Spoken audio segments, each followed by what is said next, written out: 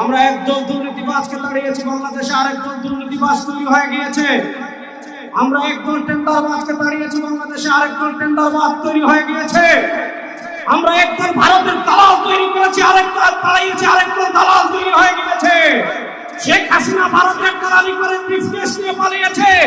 নতুন বাংলাদেশে ভারতের যারা দালালি করবেন লুঙ্গি দিয়ে পালানোর জায়গা পাবেন না। সংগ্রামী সাথী বন্ধুগণ, আমরা স্পষ্ট ভাষায় বলতে চাই, এদেশের রাষ্ট্র ক্ষমতায় আমরা আর কোনো চাঁদাবাজদেরকে দেখতে চাই না। এদেশের রাষ্ট্র ক্ষমতায় আর কোনো টেন্ডারবাজকে দেখতে চাই না। এদেশের রাষ্ট্র ক্ষমতায় আর কোনো ভারতের দালালকে দেখতে চাই না। ইসলামকে রাষ্ট্র ক্ষমতায় নেওয়ার জন্য প্রস্তুত আছেন না? ইনশাআল্লাহ। ইসলামী আন্দোলনের মুহতারাম আমির পীর সাহেব চরমোনাই ঘোষণা দিয়েছেন, ইসলাম দেশ ও মানবতার পক্ষে এবার ভোটের বাক্স একটা হবে ইনশাআল্লাহ। এদেশে আমরা আওয়ামী লীগকে দেখেছি, এদেশে আমরা বিএনপি কে দেখেছি, এদেশে আমরা জাতীয় পার্টিকে দেখেছি। তারা কেউ মানুষের ভাগ্যের পরিবর্তন করতে পারে নাই, মুক্তিযুদ্ধের প্রকৃত চেতনা বাস্তবায়ন করতে পারে নাই।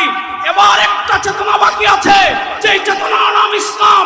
ইসলামকে রাষ্ট্র ক্ষমতায় নিয়ে সব দুর্নীতি দুঃশাসনের অপসারণ করবো ইনশাআল্লাহ। 52 বছর যারা রাষ্ট্র পরিচালনা করেছে, এদেশের যারা দুর্গন্ধই ছড়িয়েছে, এই দুর্গন্ধকে দূর করার জন্য আবার বাতাস হবে হাত পাকা ইনশাআল্লাহ।